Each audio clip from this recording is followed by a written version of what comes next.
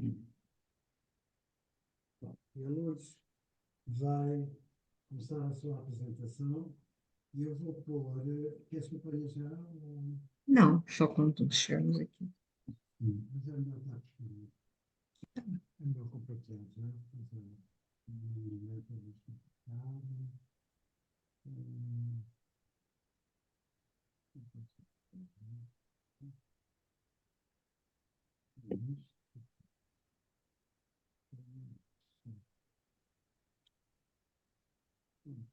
Deixa eu entrar depois. Desculpa, Claro. então,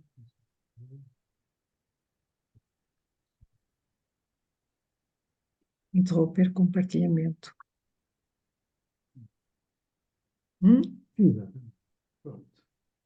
Então, vamos começar. Já não cumprimento, porque já estamos cumprimentados, até já falámos dos bisnetos. Ora, por uma questão de método, eu começaria por localizar os temas que hoje vão ser apresentados no conjunto da obra de Gérard Donadieu, intitulada, se bem se lembram, Teilhard de Chardin, revisitado. Um cristianismo renascido para o terceiro milénio. A obra compõe-se por 4 grandes capítulos e uma conclusão geral, e desenvolve no 4º capítulo a visão de Teilhard de Chardin como o renovador da teologia, rumo a um Cristo sempre maior. E é precisamente sobre os 2 subtemas finais deste último capítulo que agora nos vamos debruçar. Cada um cobre campos de uma natureza aparentemente muito diferente, mas que, como adiante veremos, ambos mantêm entre si uma íntima relação. Assim, Donadieu, ao anunciar o esboço de uma escatologia teilhardiana, primeiro tema, centrada no momento da parousia e na visão do pleroma, retoma uma problemática misteriosa que transcende o conhecimento possível e que desde São Paulo até hoje interroga a nossa reflexão e dela faz depender o nosso destino. Digamos que a incógnita dos fins últimos, ou seja, a parousia e o pleroma, ou seja, a esperança na comunhão eterna com Deus, são problemas maiores, questões de fundo da nossa existência.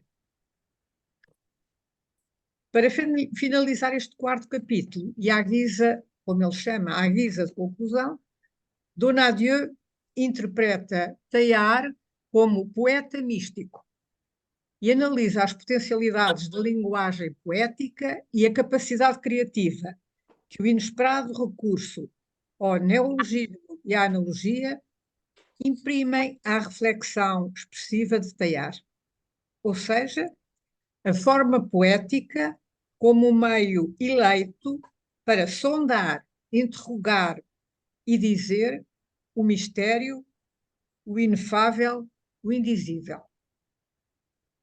Abordaria, portanto, o primeiro subtema que anunciei, o esboço de uma escatologia teilhardiana. Ainda por uma questão de método, convém procurar uma definição dos 3 conceitos estruturantes deste tema que Donadieu nos apresenta: escatologia, parousia e pleroma, para depois refletirmos sobre o sentido que, ao longo da sua obra, Teilhard de Chardin lhes atribui. Analisemos, pois, o signo escatologia.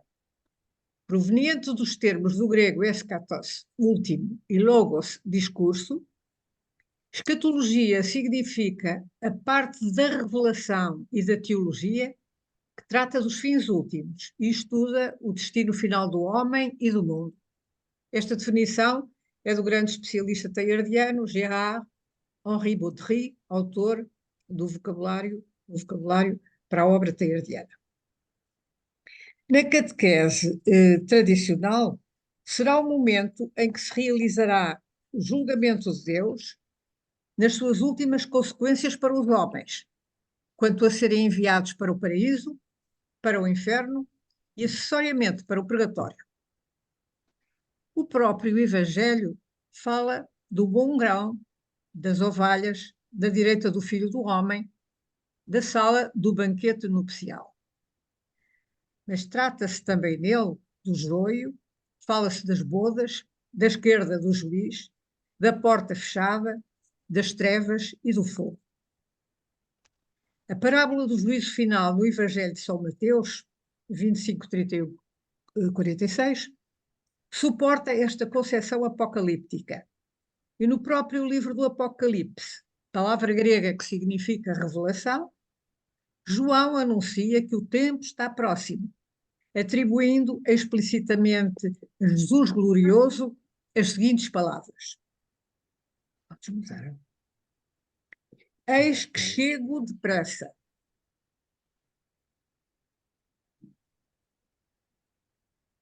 Os suportes dos slides é para ajudar a leitura. É o 2. Eis que chego depressa, e a minha recompensa chega comigo, para dar a cada um segundo a sua obra. Eu sou o Alfa e o Ômega, o primeiro e o último, o princípio e o fim. Bem-aventurados os que lavam as suas vestes, para que obtenham direito à árvore da vida e pelos portões entrem na cidade. De fora ficam os cães e os feiticeiros, os fornicadores e os assassinos e os idólatras e todo aquele que ama e pratica a mentira. Este momento do regresso próximo de Cristo glorioso, juiz dos vivos e dos mortos, foi repetidamente anunciado por São Paulo na primeira carta aos Tessalonicenses, na carta aos Romanos e na primeira carta aos Coríntios, tendo induzido as primeiras comunidades cristãs na crença da brevidade da vida terrena e da vacuidade dos bens materiais, aconselhando perseverar na solidariedade, na fração do pão e nas orações, conforme nos é relatado nos Atos dos Apóstolos. E passo ao terceiro. Dou a voz a São Paulo. Não queremos, irmãos, que fiqueis na ignorância a respeito dos que morreram, para não andardes tristes como os outros que não têm esperança. Pois se acreditamos que Jesus morreu e ressuscitou, assim também Deus reunirá com Jesus os que em Jesus adormeceram. Eis o que vos dizemos, baseando-vos numa palavra do Senhor. Nós, os vivos, os que ficarmos para a vinda do Senhor, não precederemos os que morreram, pois o Senhor, à ordem dada, à voz do arcanjo, ele som da trombeta de Deus, descerá do céu, e os mortos em Cristo ressurgirão primeiro. E depois nós, os vivos, os que ficamos, juntamente com eles seremos arrebatados sobre as nuvens, para irmos ao encontro do Senhor no ar. E assim estaremos sempre com o Senhor, de modo que vos deveis consolar uns aos outros com estas palavras. E finalmente, na primeira aos Coríntios, diz-nos: o pleno cumprimento da lei é o amor. E isto fazei, sabendo que o tempo em que estais, porque já é hora de acordardes do sono, pois agora a salvação está mais perto de nós do que quando começámos a ter fé. A noite avançou e o dia está próximo. Eis que vos digo um mistério: todos não morreremos, pois todos seremos transformados num átomo, num pestanejar de olho, na trombeta final. Pois haverá som de trombeta, e os mortos ressuscitarão imperecíveis, e nós seremos transformados. Passemos ao segundo tema, o signo parousia, 5, que é de origem grega, designa este momento esplendoroso da segunda aparição do Cristo glorioso no fim dos tempos, que atrairá a si os corpos espirituais dos bem-aventurados, culminando a história da salvação e do mundo. Momento ansiosamente esperado pela primeira geração dos cristãos e que, como veremos, Teilhard de Chardin integra na sua cristologia. Porém, perdura no horizonte desta revelação gloriosa uma ameaça assustadora: a condenação das almas perdidas à separação de Deus, experimentada eternamente nos tormentos das trevas e do fogo. Todos conhecemos como desde os primeiros séculos do cristianismo até hoje foi e ainda tem sido profundamente representado nas artes o quadro contrastante da beatitude dos eleitos e do sofrimento eterno dos condenados. Para já não falar na sua recorrente evocação nas cerimónias e nas leituras dos textos litúrgicos nos nossos dias. E já que estamos a reler Teilhard, também ele, ortodoxamente, integra na sua cristologia esse veredicto que impede sobre o destino da humanidade, merecer ser escolhido ou escolher ser excluído. Vejamos sucintamente como Teilhard perspectiva na sua cristologia estes temas nucleares: os fins últimos, a parousia e, finalmente, o pleroma. Nos numerosos escritos de Teilhard, podemos encontrar páginas luminosas de êxtase místico, adoração e esperança, mas também outras que exprimem uma concepção trágica da vida e da história humana, como reconhece Donadieu. Assim, em 1916, quando se encontrava em Verdun, na plena frente da guerra, escreve uma trilogia de contos fantásticos, à moda de Benson, em que, contemplando uma hóstia, um vidente descreve uma série de experiências transcendentes em que se sucedem revelações beatíficas e resplandecentes, em contraste com trevas exteriores e elementos refratários à atração da hóstia, que representariam a parte perdida da humanidade, na expressão de Teilhard, que escolhe contra o Cristo da paresia. Na obra maior de espiritualidade, que é o Meio Divino, escrito em Tianjin, em 1926, Teilhard retoma a opção dilemática com que o ser humano se depara. O ser humano individual, a comunidade humana, a noosfera. Recusa ou aceitação de Ômega. Mas ouçamos o trecho seguinte desta obra maior, em que o padre Teilhard, interpelando Deus, revela a angústia que sente perante o dilema da salvação. 6. No decurso da evolução espiritual do mundo, elementos conscientes, mônadas, separaram-se livremente da massa solicitada pela vossa atração, vosso Deus.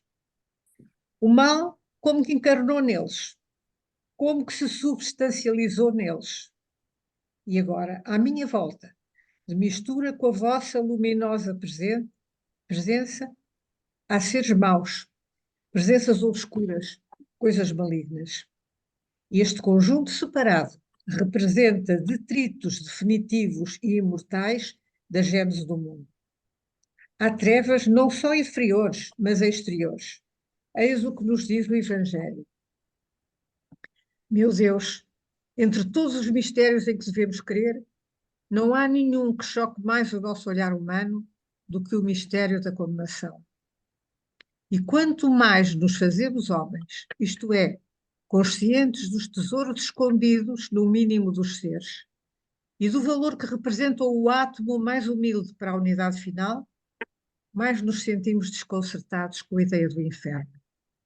A recaída numa inexistência qualquer ainda a compreenderíamos, mas uma eterna inutilização e um eterno sofrimento. Meu Deus, vós disseste-me que creia no inferno, mas também nos proibiste de pensar com absoluta certeza que um só homem tenha sido condenado. Não procurarei, pois, encarar aqui os condenados, nem saber de algum modo se os há.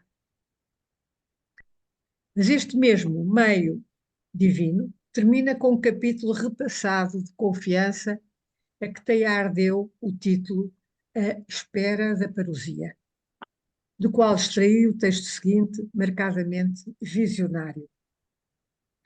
Um dia, anuncia-nos o Evangelho, a tensão acumulada entre a humanidade e Deus atingirá os limites fixados pelas possibilidades do mundo.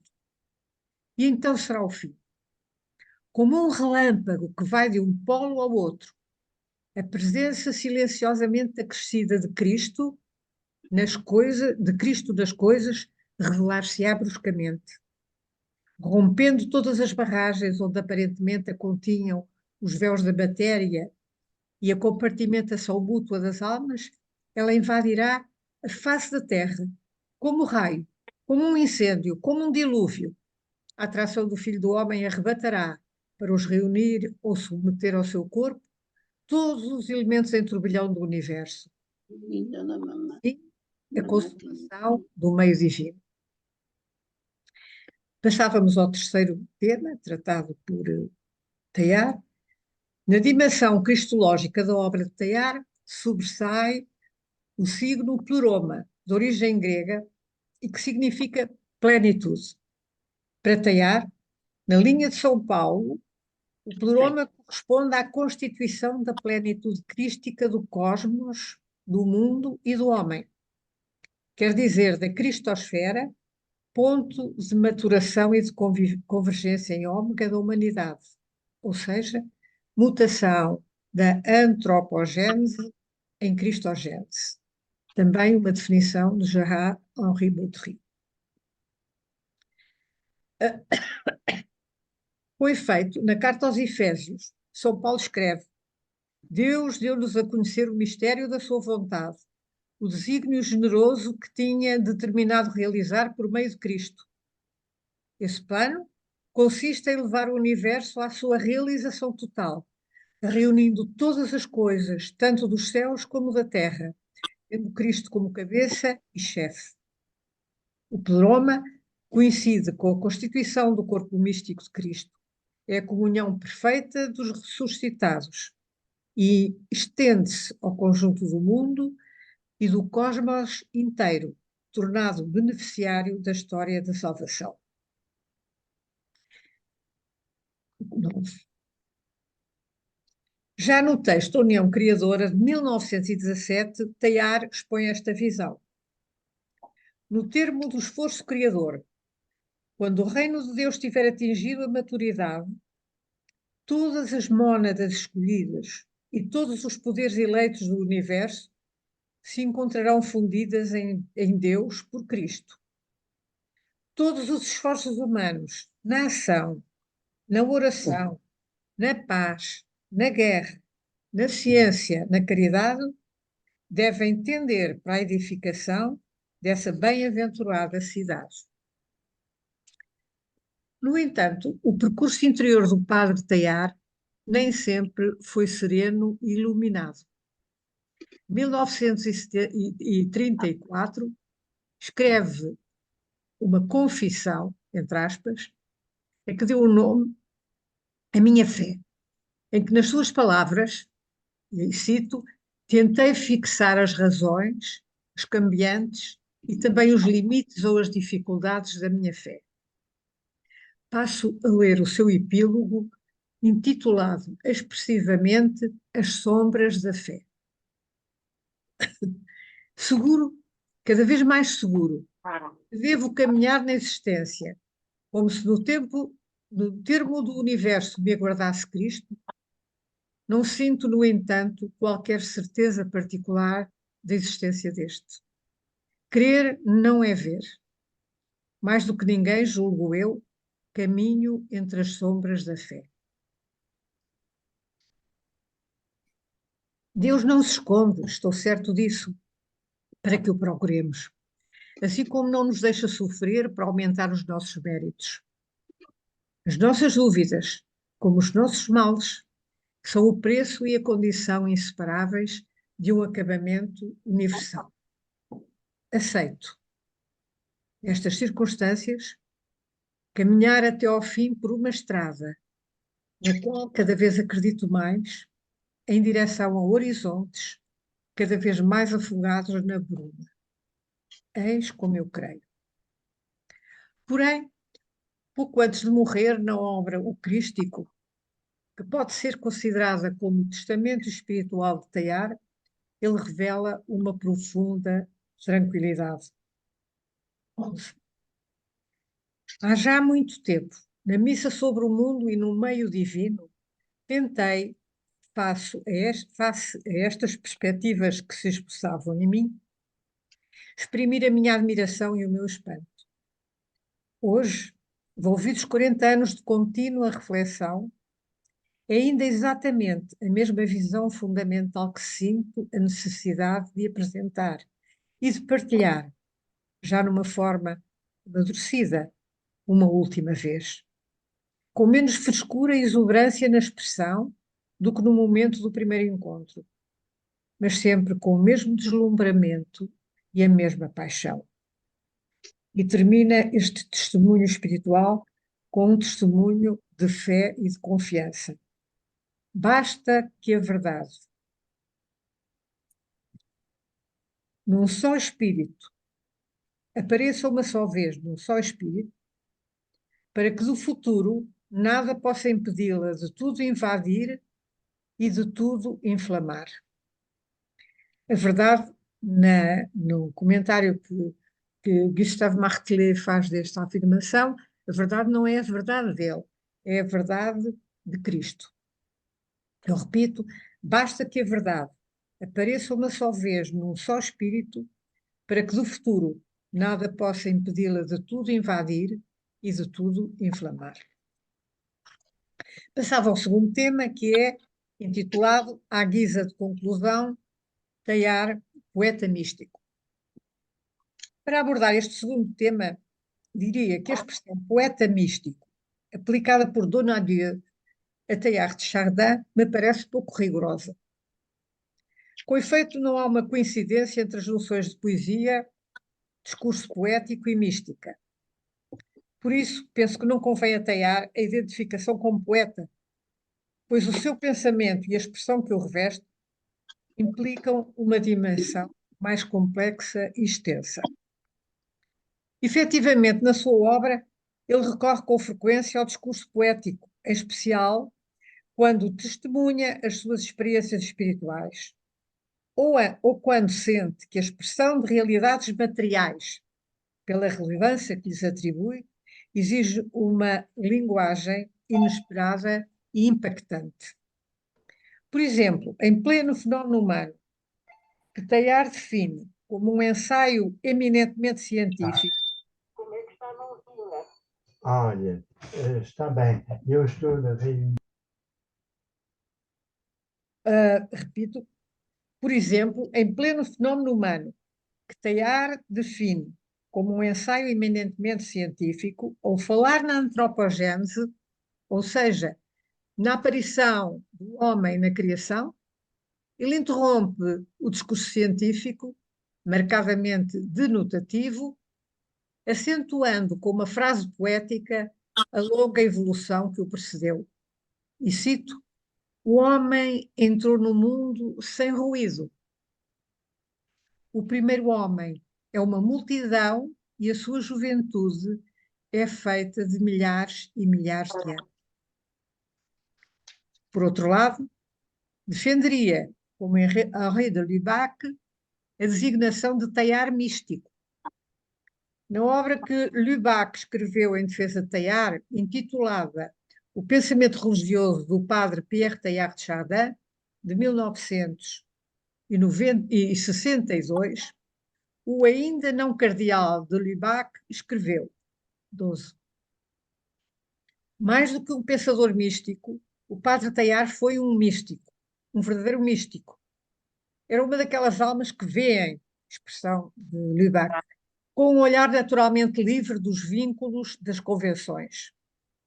Tinha, desde a infância, duas disposições íntimas, bases do arrobo místico, que ele mesmo denominou o sentido da plenitude e o sentido da unidade.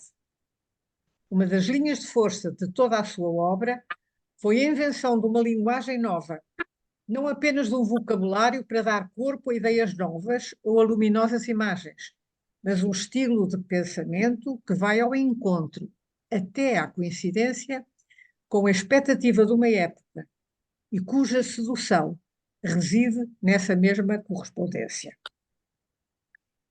A mensagem revelada, ainda Lubac a falar, concebida inteiramente sob a luz da fé, longamente vivida e refletida na sua substância antes de passar à escrita, reconhecida como expressão da sua própria verdade, permite compreender a significação profunda e a orientação de toda a obra teilhardiana. Transmite o testemunho extremamente forte de um homem perfeitamente consonante com as ideias e as preocupações do seu tempo, que revela como encontrou, e cita, o equilíbrio da sua vida interior e, através dele, uma paz e uma realização pessoal sem limites. Recuperemos deste texto de Lubac duas afirmações sobre a natureza da mensagem de Teilhard. Era uma daquelas almas que vêem, e a invenção de uma linguagem nova. Nelas encontramos os dois polos estruturantes da obra de Teilhard. Primeiro polo, o olhar e o ver de um filho da terra e o tudo interrogar e contemplar como um filho do céu. Era assim que ele mesmo se identificava, filho da terra e filho do céu. E o segundo polo, a expressão dessa visão, iluminada por uma fé ardente e pela revelação da transcendência. Ou seja, o conteúdo, o fundo da mensagem e a forma de a comunicar e partilhar. E agora torna-se oportuno regressar ao comentário de Donadieu, desenvolvido sobre a natureza da linguagem poética e as modalidades que ela apresenta na escrita de Teilhard. Vou um pouco mais além, mas parto realmente da análise de Donadieu. Natureza da linguagem poética. São diversas as funções da língua, mas escolheria duas em particular para, através do que as diferencia, fazer sobressair a natureza da função poética que aqui nos ocupa. Segundo Saussure, o pai da linguística, a linguagem adequada à transmissão de mensagens puramente informativas, de conteúdo lógico ou racional, tem o valor referencial ou denotativo. Pelo contrário, podemos dizer que nos antípodas dessa função denotativa se situa a função conotativa, marcada pela subjetividade, capaz de exprimir conteúdos emocionais, impressivos e, diria mesmo, aparentemente ilógicos, capazes de suscitar estranheza e de convocar diferentes realidades. Nesta segunda função da língua se inscreve a linguagem ou o discurso poético, que aflora e dá corpo a muitos textos de Teilhard. Ela é o modo ideal de expressão da interrogação profunda sobre o ser, da angústia da finitude, da inquietação e da busca metafísica, da fulguração da descoberta, do deslumbramento perante a transcendência e o sagrado, do mistério do amor.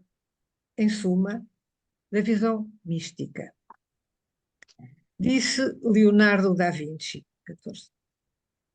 A mística, desculpa,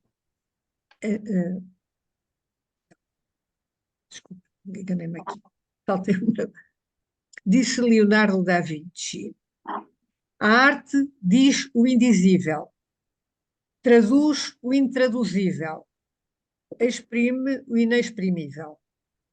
E a linguagem poética é uma elevada forma de arte, é o modo eleito para a expressão da mística. Foi assim mesmo que o próprio Teilhard definiu a natureza da mística no seu escrito Comment je vois. A mística é a necessidade, a ciência e a arte de atingir simultânea e reciprocamente o universal e o espiritual. O seu domínio é imenso e polissémico. Por isso, na minha perspectiva, tornam-se absolutamente secundários alguns aspectos estilísticos com que deparamos na obra de Teilhard e que suscitam algum questionamento ou mesmo irritação. O próprio de Lubac diz jusqu'à être irritant, não só nos seus opositores, como também nos seus defensores. O próprio, um dos nossos conferencistas insignes, o próprio Juan de la Gala, confessou a dificuldade que tinha perante certas expressões teilhardianas. Enumeraria brevemente o recurso aos superlativos, reforçado pela junção de prefixos como neoenergia, ultracristianismo, superpersonalização, cosmonogênese, pancomunhão, ou a invenção de neologismos surpreendentes, como ponto ômega, noosfera, amorização, cristificação, cristogênese, trinitização, e de analogias complexas, nomeadamente quando contamina o seu discurso sobre realidades espirituais com biologismos ou geologismos, como filão-igreja ou matéria matrix da consciência. Ainda o uso aparentemente indisciplinado de maiúsculas para valorizar determinados conceitos nucleares, etc, etc. Eu diria que estes artifícios discursivos refletem um pensamento inovador que procura uma expressão mais acessível e que esses desajeitamentos são tateamentos para encontrar a forma mais clara e precisa e perceptível. Ficarei por aqui, regressando ao comentário do texto de Donadieu. Para que possamos apreciar a profundidade e a beleza do pensamento e da escrita do Padre Teilhard, ao fechar este capítulo, Donadieu propõe-nos a leitura de alguns textos, autênticos ícones do seu discurso poético. Neles parecem ecoar as vozes dos místicos que ele tanto amava. Santa Ângela de Foligno, São Francisco de Assis, São João da Cruz e a visão teológica e os poemas de John Henry Newman. Experimentemos então como trechos dessa leitura podem suscitar em nós surpresa, estranheza, reflexão, encantamento, e que necessariamente falam por si próprios e que por isso dispensar-me-ei de os comentar. O Donadieu escolheu 4 textos e eu permiti-me omitir um deles e substituí-lo. Por uma razão, ele tinha posto o L'Éternel féminin, mas o Éternel féminin, o eterno feminino, suscitou uma série de explicações circunstanciais e a nomeação de obras que se cruzam e entrecruzam, que dificultava muito a leitura. Portanto, eu substituí por outro texto. Vou então ler o extrato, o trecho da missa sobre o mundo, lendo a parte inicial e a oração final. A parte inicial é a oferenda. Visto que uma vez mais, Senhor, já não nas florestas do N, mas nas estepes da Ásia, não tenho nem pão, nem vinho, nem altar, e levar-me-ei acima dos símbolos até à pura majestade do real. E oferecer-vos-ei, eu, vosso sacerdote, no altar da terra inteira, o trabalho e a dor do mundo. O sol acaba de iluminar ao longe a franja extrema do primeiro Oriente.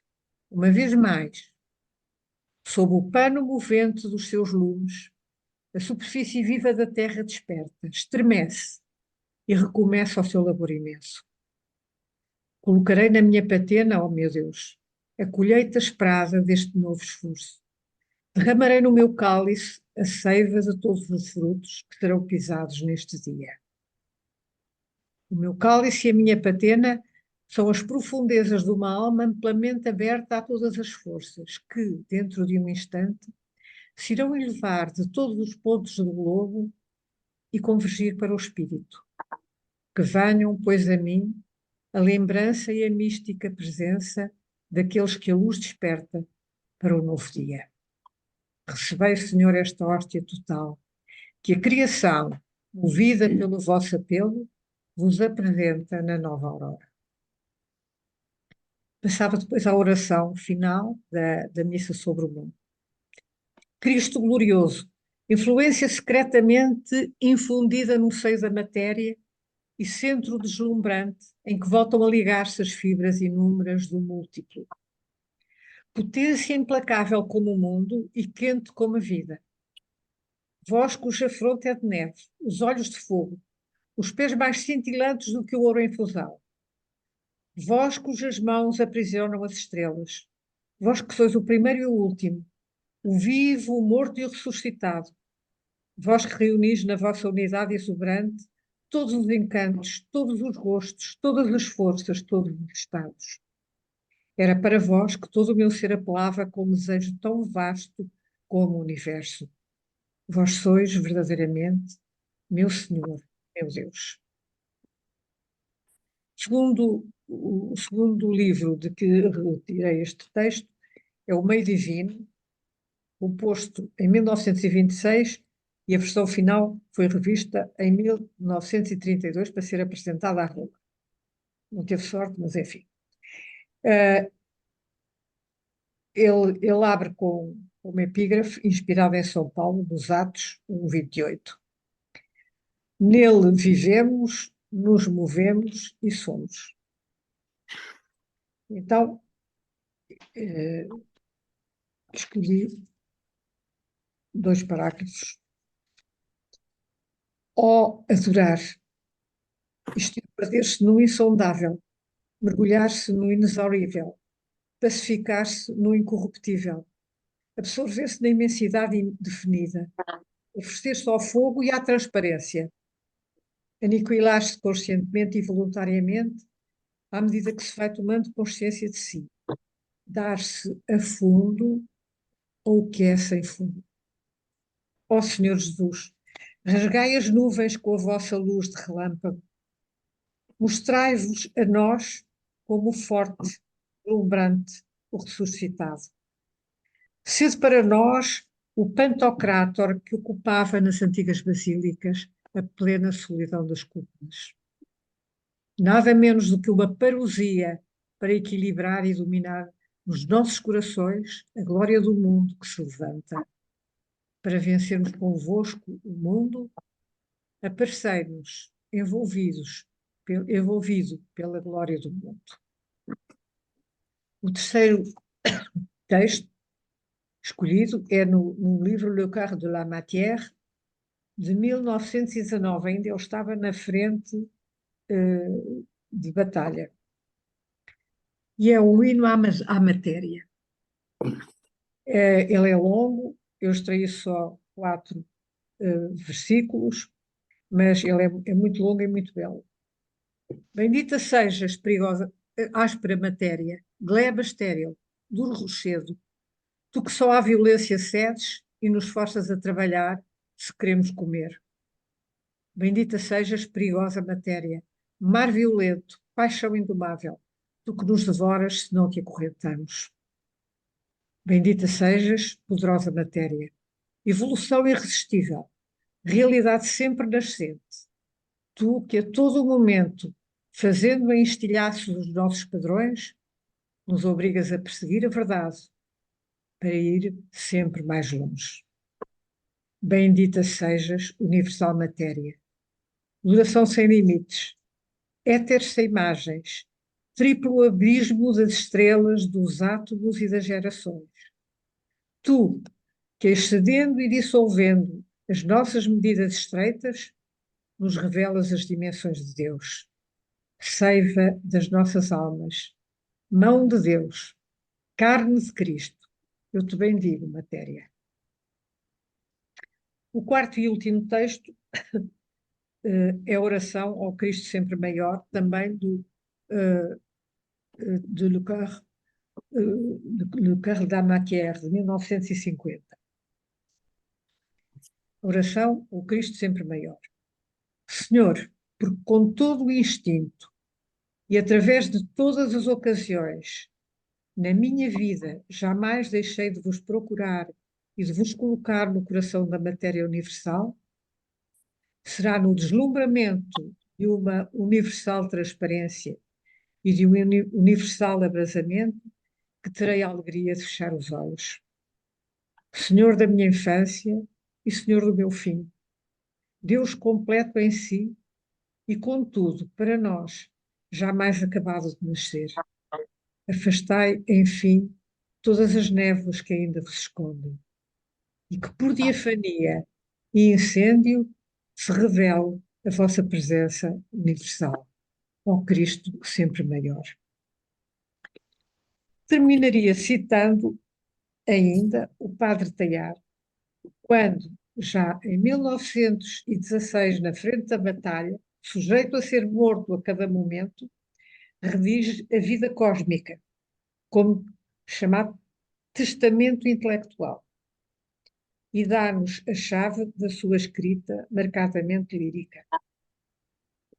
Exponho, antes de mais, as minhas visões ardentes. Escrevo por exuberância de vida e por necessidade de viver, para exprimir uma visão apaixonada da Terra e para procurar uma resposta para as dúvidas da minha ação. Porque amo o universo, as suas energias, os seus segredos, as suas esperanças, e porque, ao mesmo tempo, me dediquei a Deus, única origem, única via, único fim. E pronto. Muito obrigada. Bem, Muito obrigada. eu não posso fazer isso. Eu só, Vamos a fazer isso. eu só queria dizer uma coisa. As citações de Teilhard, eu retirei-as da edição de Issei, que publicou os 13 volumes da obra de Teilhard. Portanto, a fonte é esta. Ora bem, conforme combinado, nós na próxima sessão, que é daqui a 15 dias, teremos a, a participação da Lola Poveda, que temos aqui No ecrã. no ecrã e que nós cumprimentamos desde já e damos as boas-vindas. Olá, Lola. Bienvenida. A Lola, daqui a 15 dias, vai-nos falar da energia humana em Teilhard de Chardin, Horizonte e Esperança. Mas não faremos as sessões de discussão nem da sessão de hoje, nem da Lola, porque tivemos que fazer um desdobramento de temas e, portanto, para não atrasar mais o calendário, ficamos de fazer em cada uma das sessões, na parte final, um tempo de discussão. E, portanto, anuncio que está aberto o diálogo sobre o tema que hoje foi tratado. E, portanto, fazem favor, já sabem, marcam com a mãozinha, inscrevem-se através da mão e eu darei a palavra sucessivamente aos inscritos. Estão recordados como é, não é? Eu vou fazer para mim só para. Onde é que eu tenho? Onde é que eu tenho? Onde é que eu tenho? Reações, está aqui. Vão a reações e fazem assim, levantar a mão. Pronto, eu agora tenho a mão levantada, mas não vou falar mais. Quem se inscreve? Há muitos temas, não é? Eu vou recordar que temos aqui vários temas muito candentes, que é, sobretudo, o da escatologia e da parousia, e depois a parte E do da Plurão. poética. E o Plurão. Bom.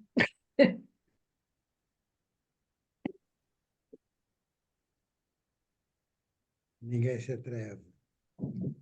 Pronto, Michel. Ponha som, Michel, ponha som.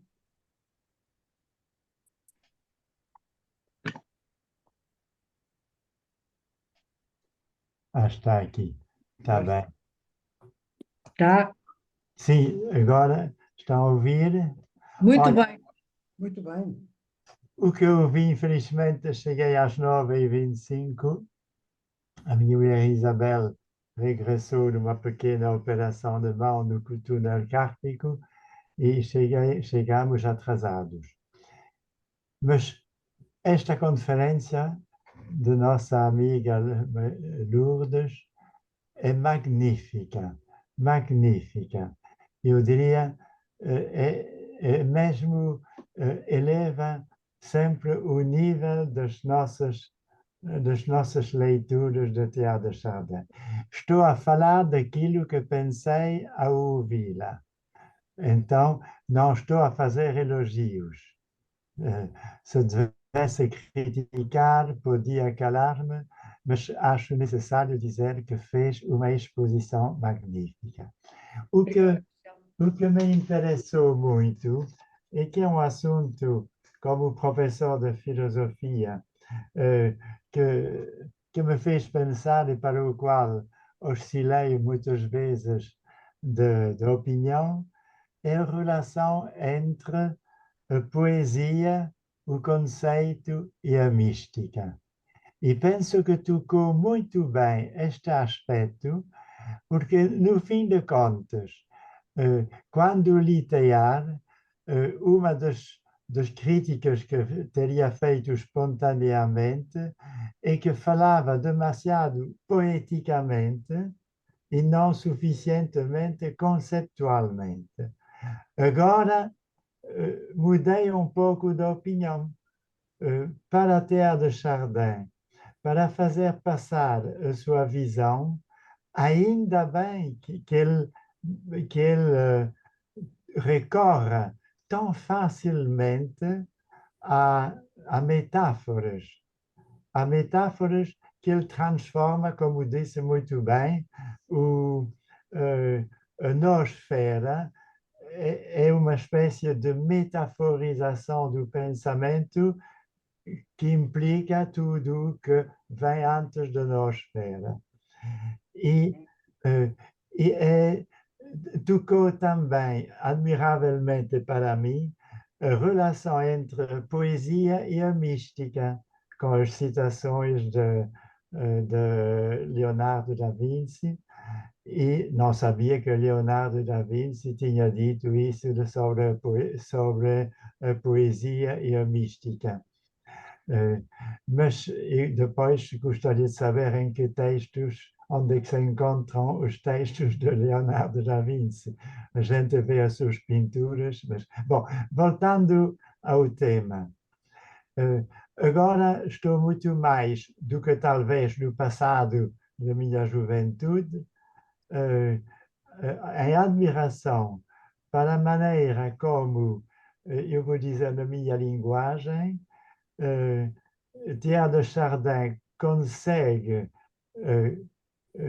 consegue transformar as suas metáforas ou a sua poesia num contexto de racionalidade.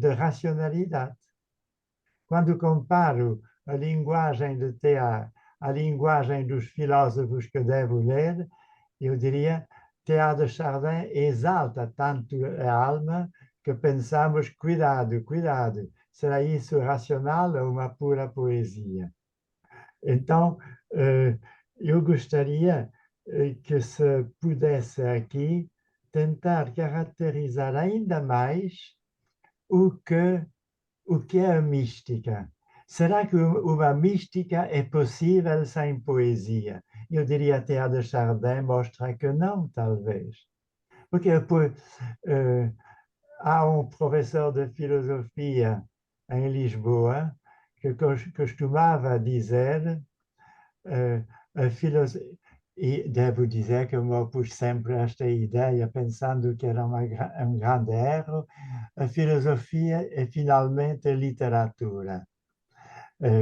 Ora, claro, se a literatura é o uso das palavras, é evidente que a filosofia é literatura também. Mas o que me interessa é saber qual é a diferença. Seria possível fazer uma mística puramente racional.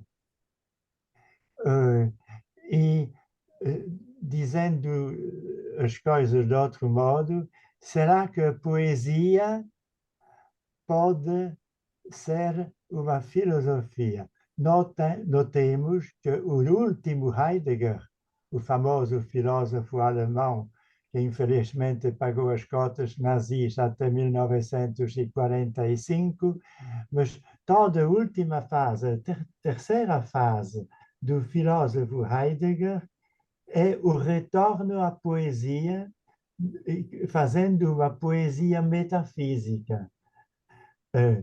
Eu acho que ele exagera totalmente. Isso é o meu sentido, porque finalmente é uma filosofia que se pensa filosófica quando é pura poesia e não chega à mística.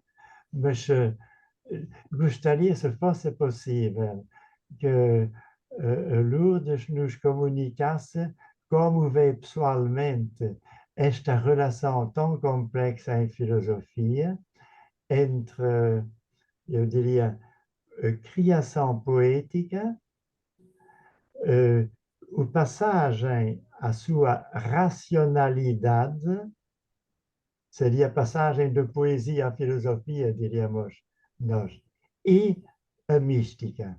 E para acabar, porque já falei demasiado tempo, tinha um professor de filosofia em Lovaina que não gostava da mística, porque pensava a mística é uma poesia bela, mas que tipo de verdade alcança a poesia?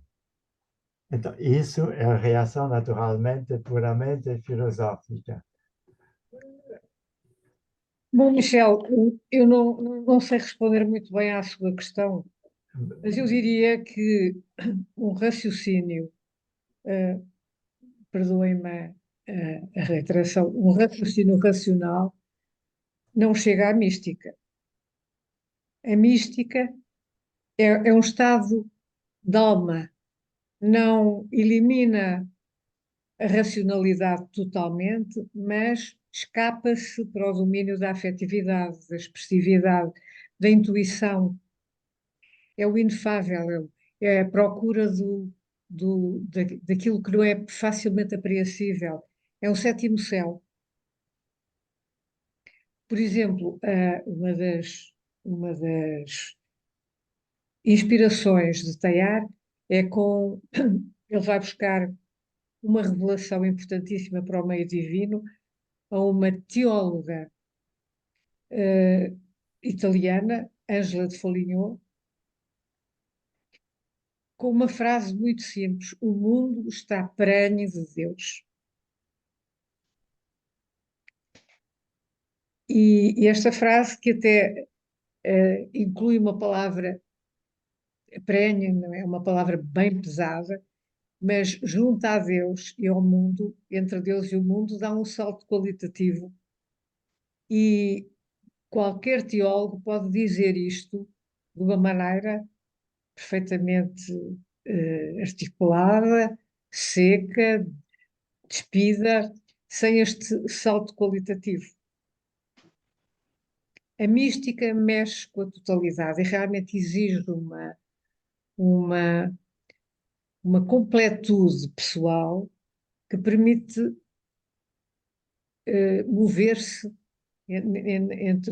admite mover-se entre um quiz de racionalidade, mas voa muito mais alto.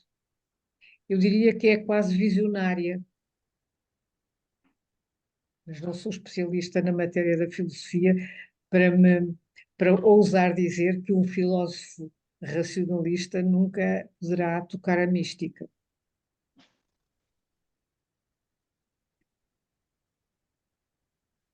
Depois gostaria de voltar, mas há outros intervenientes. Hã? Lola, dou-te a palavra, Lola. Bueno, disculparme, pero voy a hablar en español Nós Claro. percebemos. y así os entrenáis para la próxima. Mira, Lourdes, yo te agradezco mucho la forma en la que tú has hecho tu presentación, porque te ha tocado el tema más sutil de todo el libro de Donadieu, que es la parte invisible, lo que no se ve. Pero lo has hecho tan práctico que en el programa aparece mi nombre, no aparece el tuyo siquiera. Estas cosas no es que sean poéticas, es que son realidades. Entonces, lo que me ha gustado, como te digo, es que tú has sostenido todo el discurso, parusía, pleroma, poesía, en lo invisible, porque la razón siempre trata de dar razones. Y como tú dices, la mística es un estado, es una experiencia. El conocimiento es claro, la experiencia es intensa, es subjetiva. Y en ese sentido no elimina, como tú dices, la razón, es razonable, pero no está sometida a la razón. Es la razón la que está sostenida a la conciencia, ¿no? Esa conciencia suprema que hace que Teilhard tenga estos escritos tan potentes, ¿no? Tan fuertes y tan reales, porque llega un momento que, claro, como dice Donadieu, ¿no? La poesía se basa en la metáfora, en la analogía, pero en Teilhard se basa en la experiencia, no es metafórico, es experiencial lo que él está viviendo. Entonces, muito obrigada. Obrigada, eu. Gracias, gracias. Tu respondeste melhor que eu ao Michel.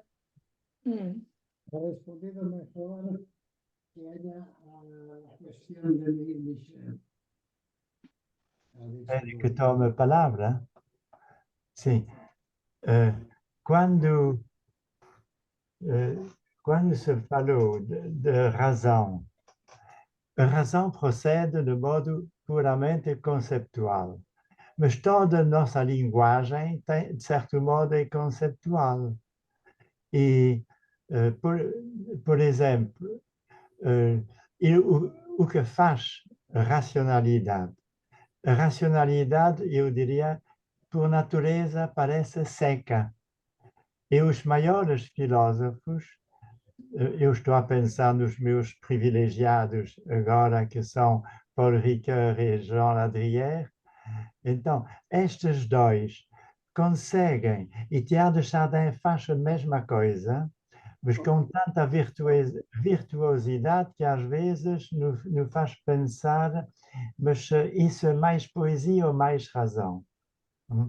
Mas penso que tocou, que Lola e Lourdes tocaram um ponto fundamental.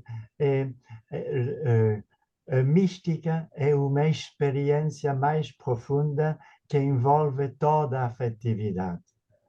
Ora, um filósofo, quando nós, leitores de uma obra de filosofia, estamos com a afetividade muito satisfeita, e quando acabamos o livro, tendo compreendido o que dizia. Mas durante a leitura, a nossa afetividade não está muito elevada. É por isso que a filosofia é considerada como seca. Por exemplo, quando Lourdes falou da frase de Angela de Foligno, o mundo é pregno de Deus. Eu diria, racionalmente, isso é a expressão poética do panenteísmo, não do panteísmo. Sim. No panenteísmo, Deus está em todo o mundo. Mas falar do panenteísmo é muito seco. Mas quando se diz Deus, o mundo é pregno de Deus, ninguém vai levantar a questão de verdade. Vamos deixar-nos inspirar por esta expressão magnífica, que é uma metáfora, e Paul Ricoeur foi o filósofo que mais tematizou a formação das metáforas, e Paul Ricoeur disse qual é a diferença entre... Ai, ai.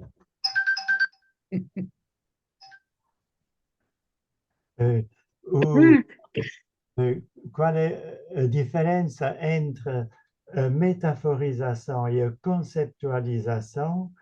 É que a metáfora eleva a nossa razão para dizer algo, como disse Lourdes, não estou senão a repetir, para dizer o indizível. Ao passo que quando digo o panenteísmo, Deus é em tudo, penso que a questão de verdade se levanta, se efetivamente Deus está efetivamente dentro do mundo, e depois vamos discutir isso racionalmente, mas quando se diz Deus é pregno, o mundo é pregno de Deus, eu diria a primeira questão, a primeira reação não é saber se é verdade, mas ver o que é que nos diz, o que nos traz esta afirmação metafórica, como se o mundo nascesse a partir de Deus.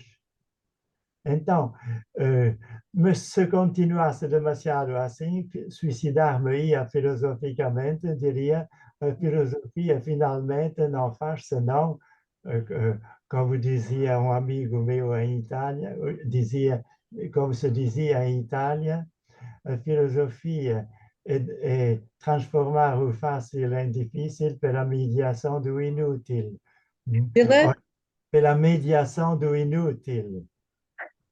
Também isso é radical. Isso começa às vezes as conferências assim, mas para dizer que está totalmente errado. Mas para mim, esta discussão faz-nos pensar onde no nosso discurso se encontra a afetividade. Como é que a afetividade se pode transformar em discurso racional, de tipo filosófico, e deste ponto, eu acho que Teilhard de Chardin está, eu diria, menos racional que um filósofo como os dois que eu indiquei, mas enche mais a alma. É uma questão. E é por isso que a filosofia, para mim, é diferente da poesia, porque a filosofia privilegia alguns conceitos, por exemplo, não vou dizer aqui a ideia de Platão, as ideias de Platão, toda gente, mas ter uma ideia na nossa cabeça não é a ideia de Platão.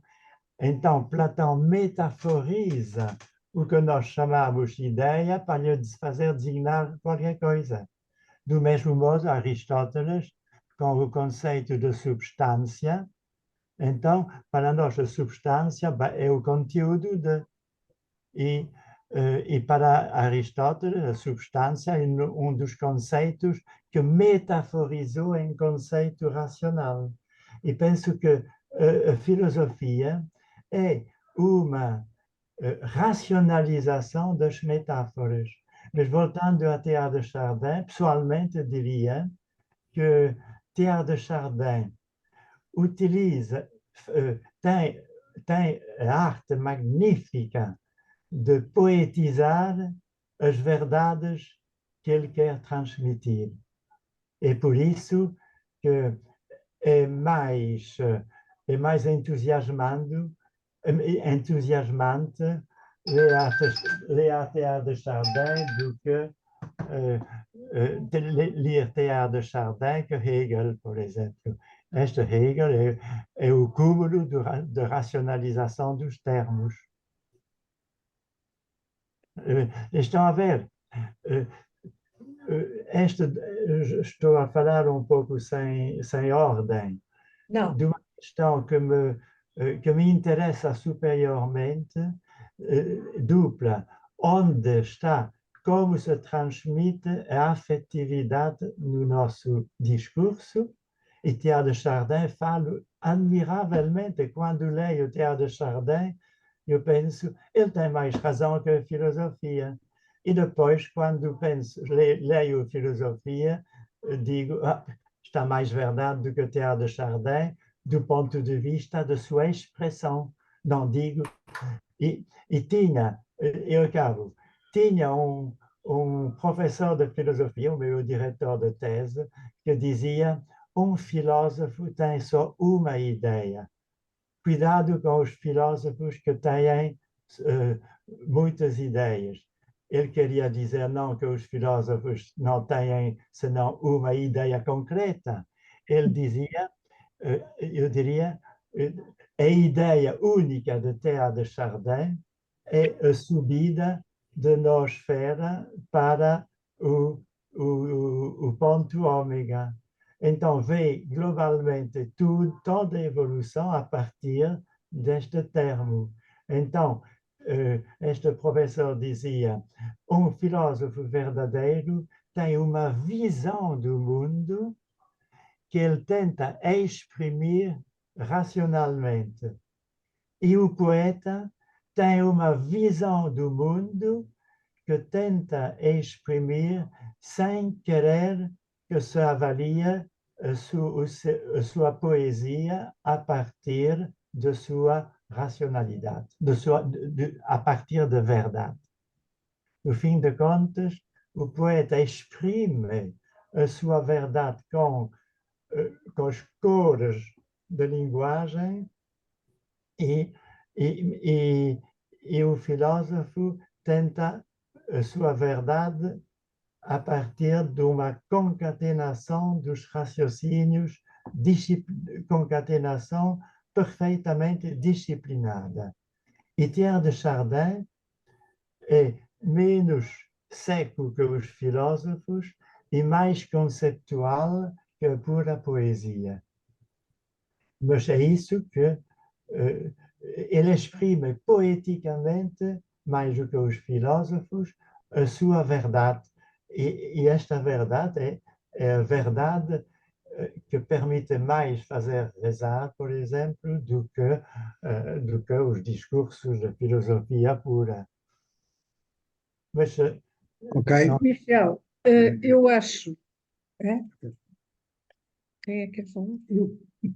Deixa-me só dizer Sim, aqui. sim, sim, sim. O caso de Teilhard de Chardin, eu não diria que ele é um poeta. Aliás, eu digo isto, ele é uma figura muito complexa, porque ele próprio, quando se analisa, não se inclui na categoria dos teólogos, dos filósofos. Ele nega um epíteto unívoco. E realmente ele, sendo um místico, ele tem um esteio que lhe suporta a mística, que é uma formação filosófica e uma formação teológica. Não podemos esquecer isso. Portanto, ele dá estes voos sob uma base, às vezes em territórios tão perigosos que, como sabemos, quase perde o pé. Mas ele tem uma forte complexão teológica, e podemos dizer a partir daí também reflexão filosófica, que lhe dá a qualidade que nós reconhecemos nas realidades de que ele fala. Porque ele fala de realidades, como disse a Lola, não é? será que Ó, Michel, eu posso falar agora? Michel, sim. vou ser rápido.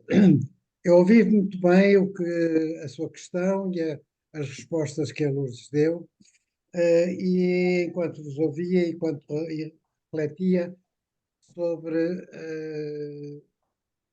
a atitude de Teilhard de Chardin relativamente àquilo que se poderia chamar a mística e, portanto, a poesia. O Teilhard de Chardin, a explicação que eu dou para a transposição da linguagem racional para uma linguagem poética em Teilhard de Chardin, a meu ver, chama-se deslumbramento. Teilhard é um deslumbrado.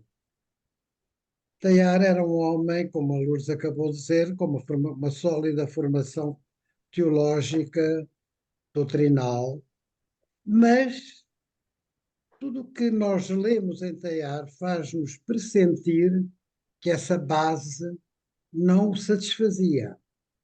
Ele era um homem com uma inquietação.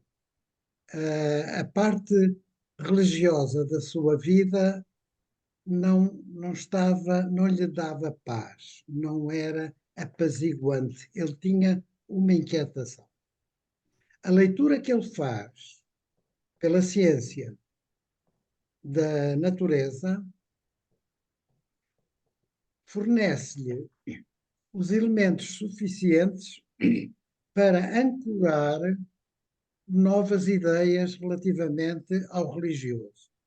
Ou seja, aquela inquietação com que ele vivia até ser um verdadeiro cientista, porque ele começou por ser um religioso e depois é que se formou mais como cientista, embora desde muito novo ele tivesse já preparação científica, mas depois o desenvolvimento que se espelha na obra máxima dele, O Fenómeno Humano, dá-lhe essa observação dos fenómenos, dá-lhe uma série de respostas para as inquietações que ele tinha.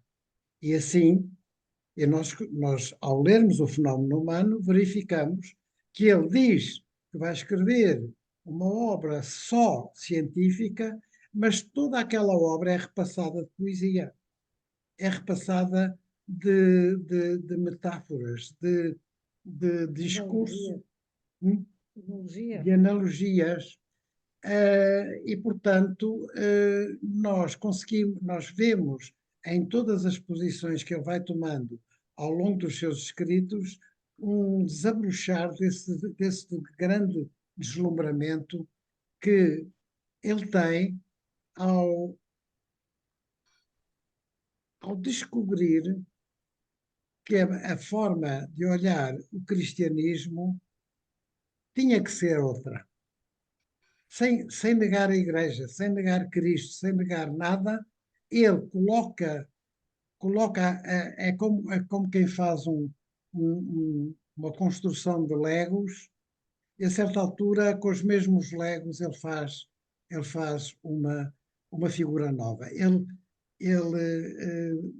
apresenta-nos um Cristo que não é diferente do anterior, só que é muito mais rico. A visão que ele tem de Cristo e que ele exprime numa linguagem altamente poética, e nós acabamos de ouvir alguns exemplos, é a proposta que ele nos faz de uma leitura do cristianismo de uma maneira muito Com fé. mais aberta, mas com fé. A fé dele está ligada ao tal deslumbramento. A fé dele desabrocha, digamos assim, através desse deslumbramento do encontro que ele faz. Adoração. Sim, a adoração, diz a Lourdes, da descoberta que ele faz das verdades da natureza, da observação dos fenómenos, como que coincidindo com a revelação. Não é fazer aqui conformismo, mas é encontrar nesse paralelismo um diálogo harmonioso entre ciência e fé que faz com que ele possa progredir com toda a vontade numa perspectiva nova de viver e de encarar o cristianismo. Por isso, a linguagem do Teilhard nos comunica tanto, porque nós sentimos, quando estamos a lê-lo, que a fé dele é viva, é vibrante. Vê-se que ele tem uma vontade permanente de nos comunicar as coisas com uma linguagem cativante, com uma linguagem que nos atrai. Pronto. Isso é como eu vejo a relação de linguagem de Teilhard de Chardin. Ele, por excelência, é... Será que poderia... Ainda temos, não sei se há alguém, como a hora passa, não queria abusar da palavra, mas queria dizer uma coisa, vão ver porquê. Estava a falar da minha admiração pelo professor Jean Ladrier, que foi o meu professor e colega na Universidade de Lorraine. Este Jean Ladrier, que era filósofo, matemático, filósofo das ciências, renovou a teologia especulativa em 3 ou 4 livros que ele era um cristão profundo, admirável, e vou acabar isso, relação de filosofia e de religião a partir de 2 personalidades. Ele veio cá, convidei-o várias vezes a Lisboa, na nossa universidade, para fazer palestras aos júris, e uma vez tivemos a missa de 12 de agosto em Fátima. E no regresso do carro, no caminho de Fátima até Lisboa, no silêncio que sucedia à missa e o cansaço também, fiz-lhe uma pergunta. Perguntei-lhe, João, como é que pessoalmente vê a vida depois da morte? Não se trata, eu disse, ali entrava quase um pouco excessivamente da sua intimidade. Não do ponto de vista das teorias cristãs ou da alma, das teorias filosóficas, mas como é que pensa a vida futura, depois da morte. Ficou em silêncio alguns minutos. Ele disse, eu vejo um pouco a vida depois da morte à maneira de Teilhard de Chardin. E ele disse, na nossa vida, prosseguimos ideais, realizações, esforços para, e nunca alcançamos plenamente aquilo que tentamos fazer, o que a gente desejava fazer. E a maneira de Teilhard de Chardin, chegar ao Cristo Ômega, é receber o dom de realização total que traçou como que um itinerário e uma seta na nossa existência. E então achei admirável a sua resposta e achei admirável a sua admiração por Teilhard de Chardin, que ele me repetiu. Então, um dos filósofos melhores, admirados por tanta gente, tinha uma admiração por Teilhard de Chardin que encheu a minha alma, eu diria, mais do que julgava. Mas gostaria, desculpem, gostaria que na próxima vez podemos retomar estes assuntos, não percebi bem. Claro, a Lola vai nos fazer no dia 24 a sua charla, Sim. que Lola, dou-te 1 hora, chega? Chega? Sim? E depois a última meia hora nós conversarmos com a Lola, mas podemos conversar. Não, uma questão que gostaria que à volta da espiritualidade se tentasse comentar seria as dúvidas da fé. É impressionante ver Teilhard de Chardin ter dúvidas da fé, porque pensamos, este homem tinha uma fé invejável porque tudo lhe corria bem pessoalmente na maldade que lhe fizeram, mas hoje, como é que, à luz de Teilhard de Chardin, poderíamos repensar, negociar com as nossas dúvidas de fé e, eventualmente, porque são também permanentes, para não cair na ingenuidade. Não. Ora, A fé, a fé é. a fé é oscilante, Michel. A fé é uma coisa oscilante. Nós, Não se ouve, não se ouve. não está a ouvir? Agora sim. Nós praticamente todos os dias temos que fazer como é que é dizer, Uma revitalização. uma revitalização da nossa fé. Em que é que eu acredito? Quer dizer, é uma coisa que Sim, parece que se gasta, não é? Ao longo do tempo, e nós de vez em quando precisamos de encher os pneus novamente. sim. A mim acontece muito isso, não é? Quer dizer, julgamos que temos uma fé firme, arrumada, definitiva, mas depois Sim. Mas falta eu qualquer coisa de vez em quando.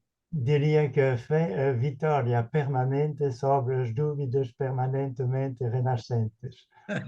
Olha, Como é que é? repita lá essa. A fé é a vitória permanente sobre as dúvidas que renascem perpetuamente. Tá bem, né? Fantástico. Todos os É, dias. Bom, chegamos ao termo do nosso tempo. Lola, daqui a 15 dias, no dia 24, aqui te esperamos e te agradecemos desde já. Obrigado. Agradeço a todos a presença, a todos e a todas. Muito boa noite, e até breve. Abraços e Boa beijos. noite a todos. Boa Parabéns, noite a todos. parabéns. E parabéns, Lourdes. Obrigado, Obrigada. Pedro. Obrigado. Adeus, Obrigada. Maria Amélia. Gostei muito de a ver. Vou fechar então. Boa noite. Boa noite. Boa noite. Muito obrigada.